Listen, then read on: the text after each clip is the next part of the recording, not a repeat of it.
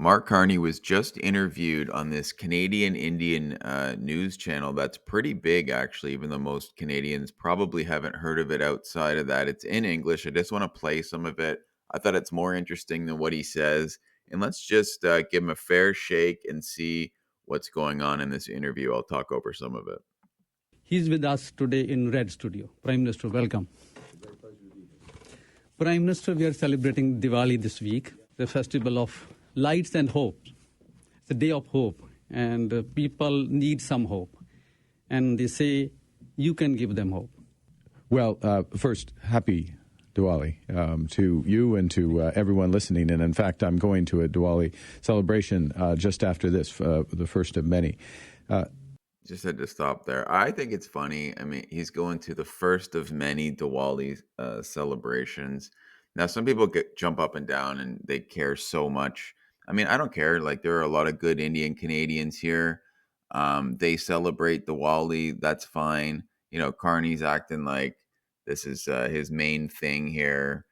I think it's kind of cringy, but I don't know. Like, if you're an Indian Canadian watching this, do you honestly care if Mark goes to a lot of these celebrations, or what do you think about that? Or is it just, I know they want their lives to be better, or do you see it as kind of fake, or I don't know. I'm curious what you think, honestly.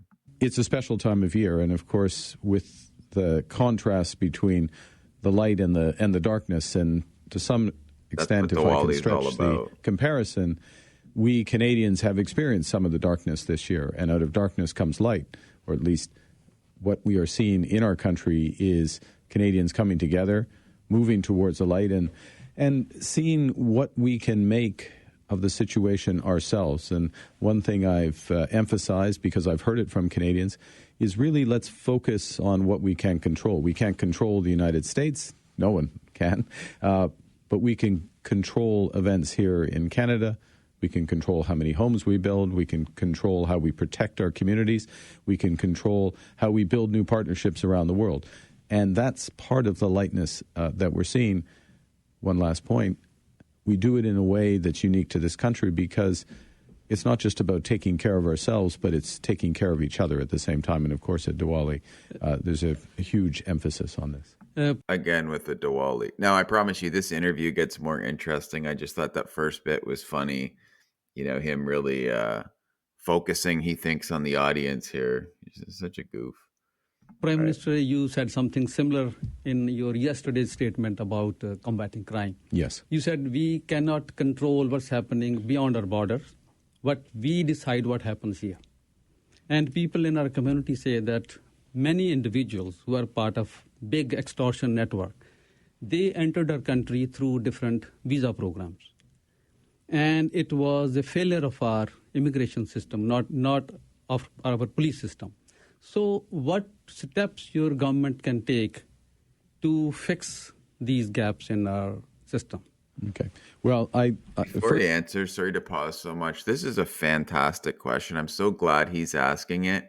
And it's actually better when immigrants are like non-whites, let's say, ask someone like Carney a question about what he's going to do about crime, extortion, which does happen. It hurts their community even more than everyone else because he can't go into this fake, like, oh, you're being racist for asking it. He can't say anything to him, right?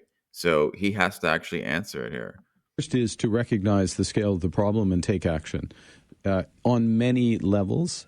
And so let me speak about what the federal government can do. Of course, it's where we are today. It's the Peel Police, it's the Toronto Police. Of course, the police forces, I know you reach across the country, so local police forces across the country and provincial police forces doing their job and enforcing the laws. But what can the federal government do? And let's start with... I had to pause quickly. That's such BS to blame anything on the different police departments. I've talked to many police and they all wish the federal government had different laws that they could do more about any of this. So to put any of this like, oh, it's not us, it's, local police. Trust me, the local police would love more power to deal with this. So it is up to the federal government to change the laws, set the tone. Anyway. With the extortion, let's start with immigration, and then let me make a few more points.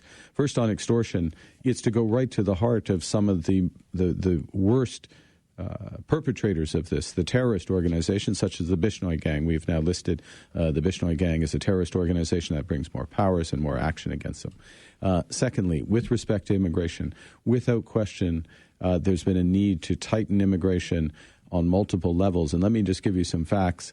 What's happened since I've become Prime Minister over the course of the last 6 months. We have seen the level of asylum claims go down by 1/3.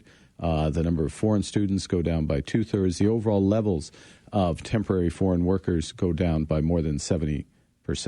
So all of the incoming levels have gone down quite sharply.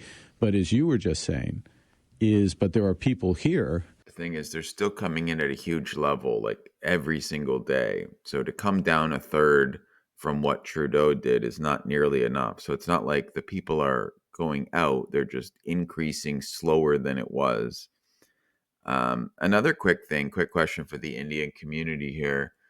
I've seen them, they've marked the Bishnoi Gang as terrorist. I assume that's fine. I don't know much about them. Is that like most of the story of these extortion rings and the criminal rings? Is that all about Bishnoi, or is that the Liberals just sort of picking one and making a big deal about it? I honestly don't know to be honest. I'm curious what people say in the comments. And some of them are immigrants, new temporary Canadians, but many of them are Canadians. We shouldn't make the distinction. It's whoever commits the crime. What is the penalty for that crime? And what can the federal government do about that? And so part of what I announced yesterday is that we will be tabling legislation next week in the House of Commons that will do several things. It will make bail much harder to get for these violent crimes: home invasion, extortion, auto theft with violence, any crime that's committed with an element of a gang-related crime, or using a firearm. Bail becomes, you have to prove why you should get bail, as opposed to the current system, which presumes you will get bail, and then the Crown, the government, has to prove the opposite. The current system that his party set up. So that's one aspect of big changes we're proposing to make. And the other aspect is to make sentencing much tougher. And then the third aspect of what the federal government can do and is doing is to have much more federal police. So we're announced yesterday 1,000 more RCMP officers to work on many of these issues: the gang-related issues, the terrorist-related issues, foreign interference in our country, and then working with provincial and local police. And this morning I announced 1,000 more border security agents. So because we also have to tighten at our southern border, because that's where a lot of the guns and the drugs come through, and also some individuals. So we're reinforcing on all aspects: policing, we're reinforcing the laws, we're tightening the immigration system, and we're working with our provincial counterparts. And if I may say one final thing, again, cooperation is very important. So I'm in touch with the head of the Canadian Police Association, Mr. Carrick. I sat down with Premier Ford here in Ontario yesterday afternoon after my announcement to talk about how we can work better together. That's the same, whether it's Vancouver Mayor Ken Sim as another example, and across the country. We need to work together. Federal government needs to do its job, and we are doing our job. We're getting tough on these issues. Prime Minister, MP said this in Parliament. Well, let's see. I mean, it's supposed to be coming soon. Let's see how incredible these changes are. That millions of people would be out of status in coming few years. And those people would be in a very vulnerable situation and could easily be pushed towards crime.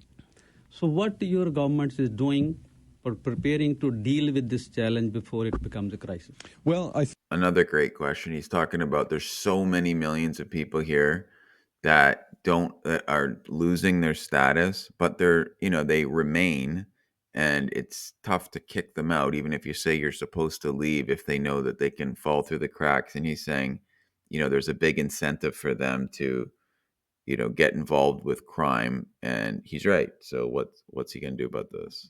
Yes. So let's take a step back on the immigration system, and I'll give some perspective, if I may, which is if we go back 6-7 years, the number of what are called non-permanent residents, so temporary foreign workers, students, asylum seekers, other people who've come to Canada and haven't yet become citizens. Most people in Canada at one point, either themselves or their parents or grandparents, were immigrants to this country at one time. See, it just bothers me that they say that. Like, who cares? I mean, just for myself, my parents were born here, my grandparents were born here, and then if you go to my great grandparents, I think they weren't. What does that mean? That means, well, because at some point someone immigrated legally in my family, then oh well, I guess somehow that means that we should have like pretty lax immigration rules and policies to some extent because hey, if you keep going back, that's the case. It's just it bothers me to even bring it up because it's so dumb. But these are people who haven't yet become citizens. That used to be about 3% of the population. Just before I became prime minister, it had gone up to 7.5% of our population. So a big, big increase. And so that's what this MP, I don't remember who said it, but was referring to. And so our challenge is to, and this is what we're doing, is to make sure that we rapidly build up our ability for those who are here, who are working, who are building a life, to do that. Those who should go back, asylum seekers who are not going to ultimately get asylum, that we return them, track them and return them. That we reduce the flow of new temporary Canadians, be a temporary residents in Canada, and I just gave you the figures on that, so we can manage down the overall level in a responsible way. And we're doing all of those things in about 2-3 weeks' time. We'll be releasing our immigration plan, our next immigration levels plan, and that will include many of the steps that we'll be taking around these issues. Let's. Did you notice every single one of those problems? Going from 3 to over 7%, and people that like should be going back, all this kind of stuff. All of that was done under Trudeau, which is, his team. So something to think about. Move to tariffs now. Yes. Ontario Premier Doug Ford. Okay, now he's getting into economic stuff. I'm going to stop it here. You should go check this out, Red FM. I thought it was interesting, the whole thing, but I'm just going to stop it here because it, goes into a different direction. But I would love to hear what everybody honestly thinks of this. Write your comments. If you look, I've been writing back a lot. Click like, subscribe, share the video is probably the best thing you can do. And I love the back and forth in the comments. So whatever you have to say, I always learn from it. So share those and I'll see you in the next one.